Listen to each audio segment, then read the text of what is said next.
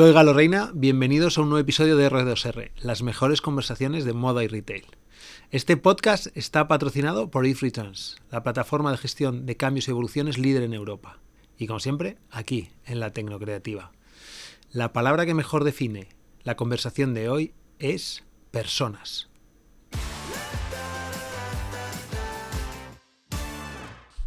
Hoy tenemos con nosotros a José María Ruiz, director general de GoCo. Bienvenido. Gracias. Te voy a llamar Chema a partir de ahora Por para favor. las preguntas, con lo cual, bueno.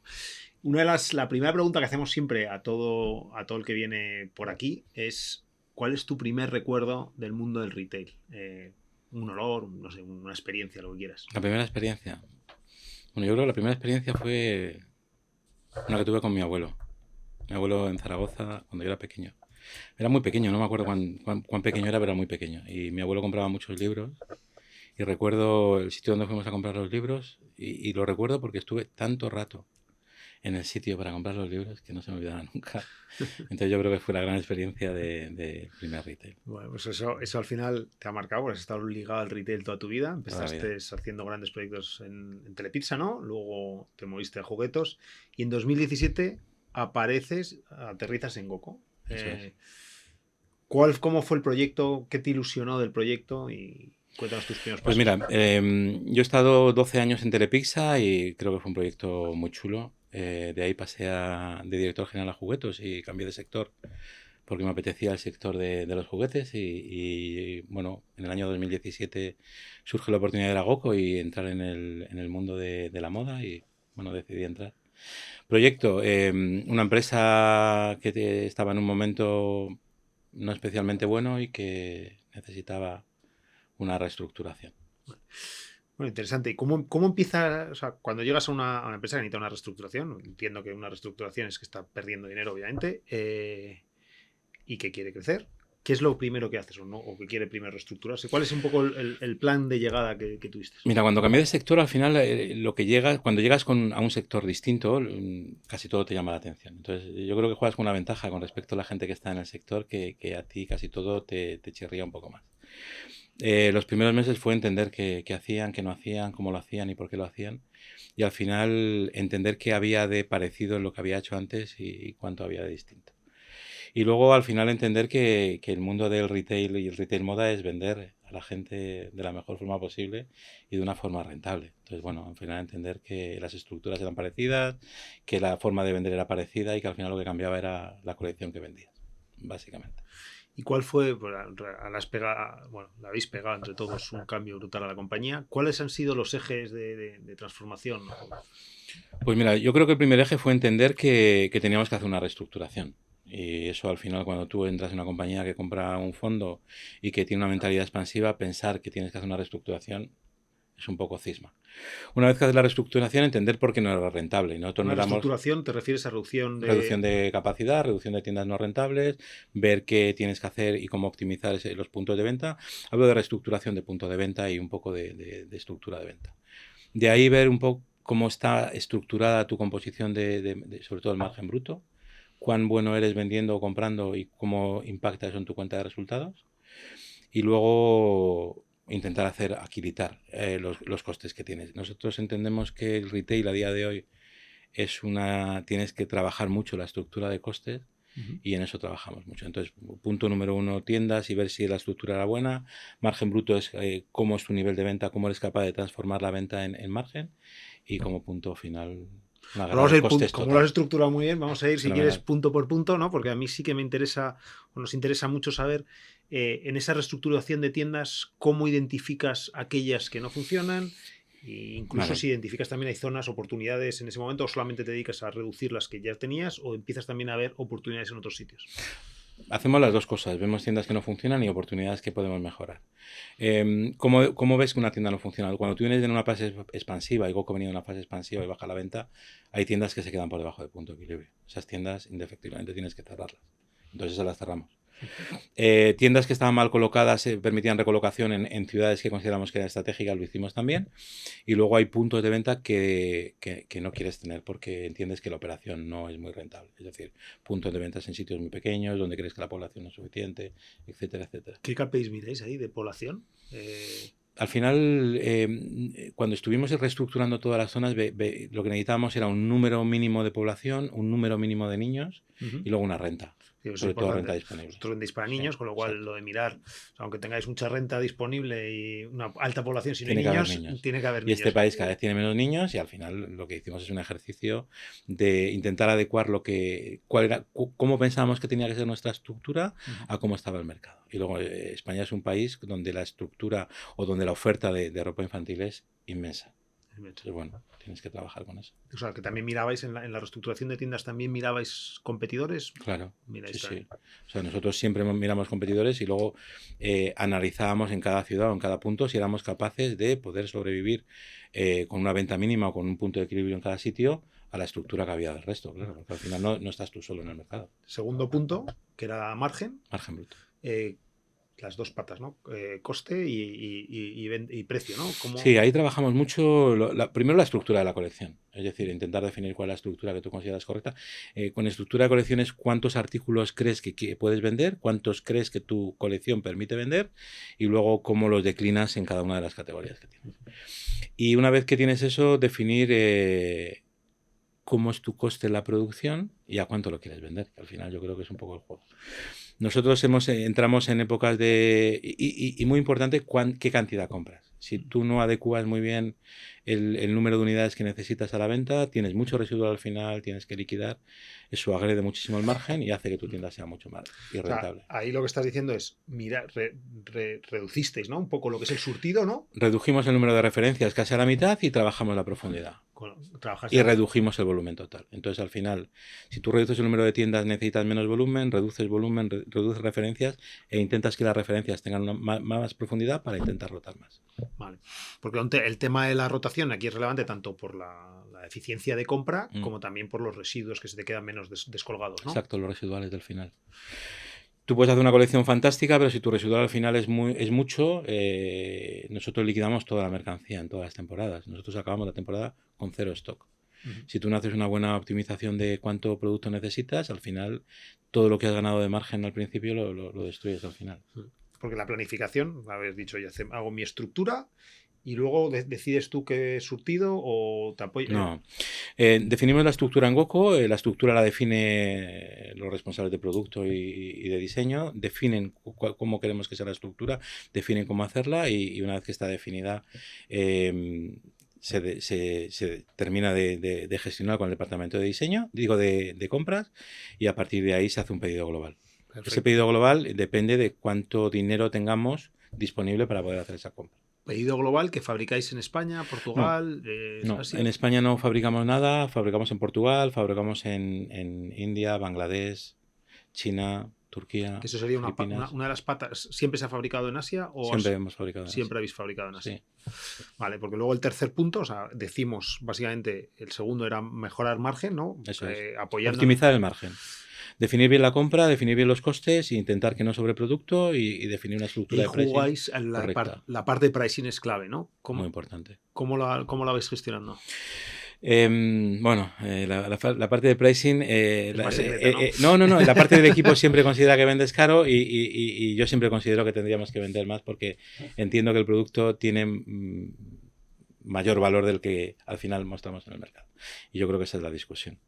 Al final es cuánto crees que... Pero la discusión es por cuánto crees que se puede vender un producto que tú tienes. ¿Cuánto te queda al final de temporada de producto? 3%. Está muy bien. ¿Y eso no lo liquidáis en outlet o lo liquidáis en otros mercados? No tenemos outlet. Nosotros teníamos outlet y los cerramos. Nosotros intentamos que con la temporada completa cerremos el ciclo. El outlet al final es venderlo, salvo que tu estrategia sea vender en outlet y produces para los outlets. Si tu outlet es como la forma que tú tienes para vender lo que sobra, si eres capaz de ajustar la compra, no necesitas el outlet. ¿Marketplace? ¿Usáis Marketplace para ese tipo de cosas? Sí, utilizamos un par de Marketplace en España y alguno fuera, sí, pero vendemos muy poquito, al final el residual es muy pequeño. Vale, ese tercer punto que hablábamos era reducción de coste. Y ahí entramos en una fase desapasionada de reducir coste. Cuando tú conceptualmente consideras que es muy importante reducir coste y que esto es una guerra de coste y no una guerra de más cosas, porque al final, si tú no eres capaz de vender más, de no tener más margen, de no tener crecimientos doble dígito, lo que tienes que intentar es aquilatar a muerte la estructura. Y bueno, esa guerra la tenemos a día de hoy y la seguimos ¿Pero por qué teniendo. es apasionada? Porque siempre hay mucha pasión en no bajar costes, porque todo el mundo tiene sus pequeñas cosas dentro de las organizaciones. Todo el mundo considera que costes que tiene, que puedes quitar, son muy importantes, hasta que se dan cuenta que los quitas y no pasa nada. Entonces, bueno, ahí digo desapasionada porque siempre hay un componente, porque nadie pone coste por ponerlo, es decir, nadie incrementa los costes de las organizaciones por ponerlo, siempre considera que es lo correcto, ¿no? Sí, sí. Hoy una de las cosas que has dicho es cuando analizasteis la reestructuración, bueno, competidores. ¿Quiénes serían tus competidores aquí Pues ha ido evolucionando. En una época nuestros competidores eran Neck and Neck, eran Nanos, eran gente que estaba mucho más en nicho, con Eta Pompón. Luego ha ido evolucionando porque han ido evolucionando, yo creo que el mercado y subiendo y bajando empresas, porque el mercado de ropa infantil ha sido bastante convulso en España en los últimos años. Y básicamente ahora creo que nuestros competidores son grandes competidores, marcas como Zara Kids, como Mango Kids, son los que yo creo que están moviendo un poco el mercado y son los que ahí yo creo que... Y os estáis diferenciando y de hecho, has dicho una de vuestros competidores lo acabáis de adquirir. Neck and Neck, sí. Neck and Neck. ¿Cuál es la estrategia con Neck and Neck? ¿La vais a Con Neck and Neck vamos a intentar potenciarla de nuevo. Es decir, GoCo va a intentar hacer una estructura de dos compañías optimizando la parte estructural y separando todo lo demás e intentar relanzarla en un tiempo razonable. Dos compañías, hace muy poquito que la hemos comprado. Dos compañías por una razón de que no hay sinergias o de que queréis separarlos muy bien los equipos directivos. No, porque al final Neck and Neck y GoCo eran dos marcas con una personalidad propia distinta. Entonces, la idea es trabajar la marca GoCo como la seguimos trabajando, diferenciarla del mercado y seguir trabajando con nuestro producto, la durabilidad, el diseño, que sea una marca actual y trabajar Neck and Neck como si hubiésemos adquirido una marca que estaba en funcionamiento y trabajar en paralelo sinergias que pueden ser pues departamentos que a día de hoy se pueden implementar sin ningún problema, pero para departamentos de diseño, producción, tienen que ser completamente separados porque son dos marcas distintas. ¿Y compra? El tema de compra. La compra probablemente la separemos también. Es decir, porque la estructura, queremos hacer un producto que sea totalmente distinto. Y la tentación cuando la compradora es la misma que el producto sea similar, porque el proveedor puede ser similar. Claro. Entonces, queremos separarlo completamente en la parte de producto final y probablemente sea distinto. Bueno, esto me abre un poco a lo mejor a la parte más de operadores, ¿no? O sea, de operación. ¿Vosotros tenéis internalizada la operación de logística? No, es externalizada. Trabajamos con Logifacia. ¿Trabajáis con Logifacia? ¿Habéis planteado alguna vez internalizarlo? No. A día de hoy tenemos una operación que es correcta, que está bastante bien eficientada, el operador funciona bien. No. Es una pregunta que siempre hago. Al final... Y no la recomendaría nunca. Nunca. El momento que tienes un almacén con una persona, directamente externalizaría. Es decir, tu volumen es muy pequeño, ¿no? Si lo puedes gestionar tú, no, porque al final no tiene mucho sentido el trabajo que te da externalizarlo, pero en cuanto tengas un poco de volumen, directamente Nosotros hemos externalizado todo. Las empresas pequeñas, la fortaleza es externalizarlo porque te juntas con gente que es muy potente en lo que hace. Entonces al final coges la potencia que tiene una empresa como Logifashion, que tiene un montón de almacenes y una potencia y un know-how adquirido, y si eres capaz de externalizar las cosas críticas de tu negocio, al final mejora mucho tu operación. La parte de, o sea, hemos hablado de, oye, producimos, vamos reduciendo el producto. ¿Tenéis mucho de evolución? ¿Que la parte de evolución es...? No tenemos, yo personalmente creo que no, y no en relación a cómo está el mercado. Es decir, en el mundo físico no tenemos grandes devoluciones y en el mundo online estamos en un porcentaje por debajo del 20%. No, estamos en un ritmo razonable de devolución y no. ¿Y trabajamos? Fraude tampoco. No. ¿Qué habéis hecho? ¿Ibas a decir que habéis trabajado algo para reducir? Trabajamos mucho el tema de las devoluciones, el tema de las tallas. Creo que no hay unificación en el tema de las tallas y nosotros hemos hecho nuestro tallaje y creo que eso despista mucho al consumidor. Entonces nosotros sí trabajamos mucho el tema de las tallas en nuestro producto, unificamos todo el tema de tallas en el producto y creo que eso nos ha ayudado a bajar el número de devoluciones. Porque al final hay gente que te pedía 3 y 4 pantalones para ver cuál le quedaba bien. Claro. ¿Y algo de fraude habéis detectado en algún momento o nada? Nunca. No somos una empresa que tenga un exceso de... No. Vale, llegas en 2017, una un retail tradicional, pero en 2020 empieza el COVID. El COVID, ¿no? Sí. ¿Cómo lo gestionáis? Mira, el COVID estaba en México. Cuando cierran este país, yo entro en un avión el día antes de un vuelo de México. O sea, ¿cómo lo gestionamos? Pues con un lío gigante. Pues de repente descubres que tienes todas las tiendas cerradas, que tienes un montón de gente, que tienes un montón de producto y que de repente dejas de tener tienes ninguna entrada de caja. ¿Ya tenéis e-commerce preparado ahí o no? Sí, pero bueno, no lo teníamos suficientemente optimizado. Ahí nuestro e-commerce tenía una debilidad y era no teníamos unificado todos los almacenes, que eso lo aprendimos con el COVID y lo unificamos. Nosotros ahora tenemos un almacén virtual real, en tiempo real, de todas las tiendas a la vez. Si no tuviésemos la omnicanalidad total en todas las tiendas. Entonces lo que nosotros ahora podemos gestionar es desde qué tiendas servimos y en función de lo que queremos. ¿Tenéis RFID en las tiendas o es por descuentos el stock real? Automáticamente, no, lo tenemos SAP y lo que hacemos es integrarlo directamente en la salida. Vale, o sea, por descuento básicamente. No. ¿Hacéis conteos en tienda de stock? Sí. Aleatorio, no tenemos mucha pérdida desconocida, no tenemos mucho robo, no. Eso lo tenemos. Vale, misteriosamente lo tenemos bien. Entonces tenéis la parte unicanal que salva un poco. En el COVID no lo teníamos, en el COVID no lo teníamos y teníamos un problemón. Tuvimos que mandar gente a tiendas para sacar producto para mandar al almacén. O sea, lo teníamos separado. Eso pasó mucho, ¿no? Que de repente empezas, todos los que estabais en retail en aquel tiempo, todo. Yo estaba de asesor y me fui también a tiendas a sacar producto. Al final, el producto del almacén se acaba. Seguro tú también fuiste. Claro, ahí estaba todo el mundo. Entonces todo el mundo sacando producto. Claro, eso salvó. Y de entonces, desde ahí, la parte digital... La parte digital empezamos a vender muy bien.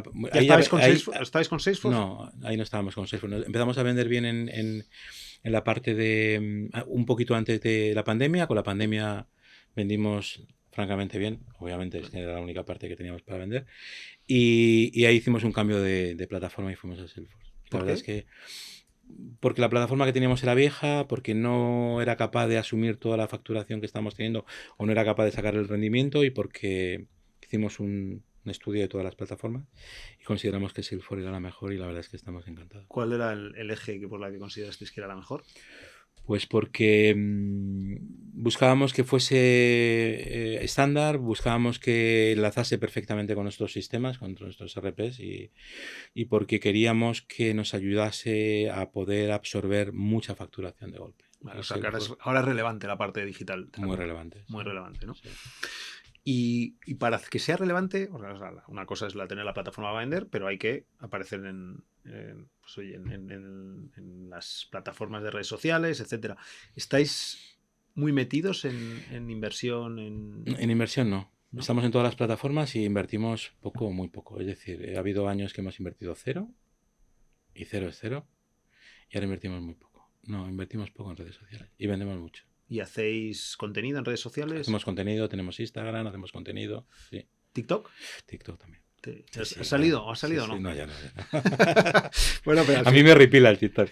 Pero no me repila porque soy tan aburrido cuando lo hago o cuando veo a mis hijos que digo, no puede ser. Pero no es tan obvio que TikTok os ayude, ¿no? Porque al final, ¿quién compra ropa? No son la gente joven. La ropa de niños no la compra. Pero es que TikTok, las madres, hay muchas madres jóvenes que nos compran, ¿eh? Es que nuestro target de madre joven, hay madres de 24, 25 hasta 30 y muchos años que hacen TikTok, que hacen TikTok con críos, que ya están en TikTok y que nos compran. Bueno. O sea, que hacéis contenido, no invertís y así habéis crecido. ¿Tenéis crecimiento? Bueno, nos metemos si queréis un poco en la parte... Tenemos crecimiento, sí. Y en la parte de marketplaces, de otros canales digitales... Tenemos muy poquito. Vendemos un poquito de vez en cuando con Privalia, vendemos un poquito de vez en cuando con Showroom Privé, cosas que nos sobran o cosas que hacemos con ellos para hacer alguna alianza y poco más. Bueno. Corte Inglés, ¿trabajáis en los centros? Es un aliado estratégico de GoCo, tenemos 63 Corner. 63 y corners. es, yo creo que es un pilar bastante importante de la marca y para nosotros es un socio. ¿Con empleados propios vuestros? Empleados propios y producto propio, sí. Para estar ahí sea, mantenéis la esencia. Y fenomenal. Estamos muy contentos y tenemos una muy buena relación con ellos. Muy bien. Sí. Porque otros canales que queráis explotar o incluso crecimiento internacional, ¿cuál es vuestra estrategia? Mira, nosotros a día de hoy estamos por debajo de un 95, un 97% de venta en España, Iberia, con Portugal, y nuestro objetivo a corto y a medio plazo es salir fuera. Estamos en expansión en México, estamos Palacio de Hierro y hemos abierto segunda tienda, abrimos tercera tienda en México, en Ciudad de México. O sea, que ayudándonos un poco también de la estrategia que habéis tenido aquí con el Corte Inglés, Sí. replicando En Palacio del Hierro llevamos casi 9 años. Que es ya eso. Sí, es bastante tiempo. Y ahora estamos abriendo con un franquiciado, hemos abierto 2, abrimos ahora una tercera en Plaza Satélite en el día 14 de diciembre. Hemos abierto Uruguay, en Montevideo, en la zona de Carrasco, fantástica tienda.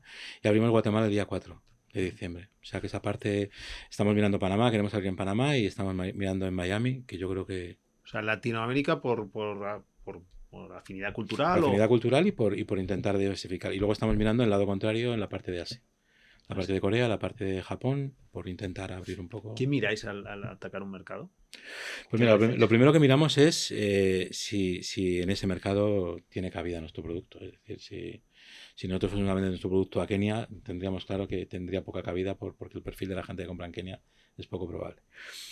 Si hay niños suficientes o no, y sobre todo si no hay niños suficientes, que en casi ningún país a día de hoy hay niños suficientes, salvo en México, si tienen renta disponible. Es decir, cuánto se gastan por niño para intentar hacerlo. Y en eso yo creo que Corea es un buen sitio y Japón también. Japón, pero Japón está muy envejecido, ¿no? Creo que es... Sí, pero los padres que tienen hijos dedican bastante renta disponible. Dedican a renta. Bueno. ¿Y estrategia de entrada en esos países? Hemos empezado ahora a hacer prospección de mercado, vamos a hacer prospección de si somos capaces o no de buscar alianzas y, bueno, a corto plazo tenemos que tener alguna solución. ¿Físico primero, digital primero? Siempre hacemos físico y digital después. Siempre hacéis físico primero. Aunque sea con un operador de allí local o aunque sea con un multimarca, primero siempre hacemos físico. Porque ahora mismo... El servicio a Corea o a Japón, si lo hacemos desde España, un envío cuesta casi un kilo, casi son 40-50 euros.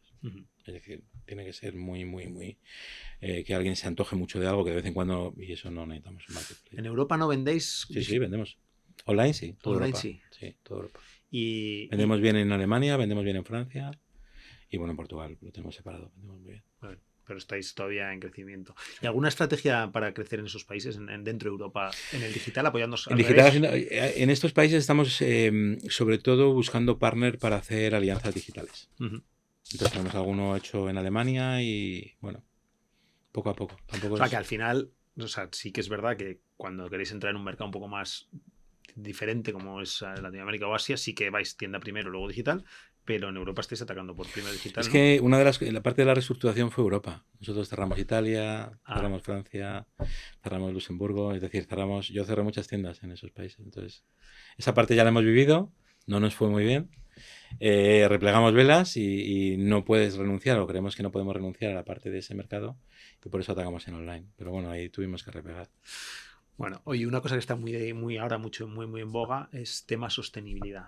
¿Cómo lo veis? ¿Estáis haciendo iniciativas? ¿Es una parte importante de la compañía? Es una parte importante de la compañía. Nosotros estamos trabajando, tenemos un plan de sostenibilidad y bueno, estamos haciendo una transición.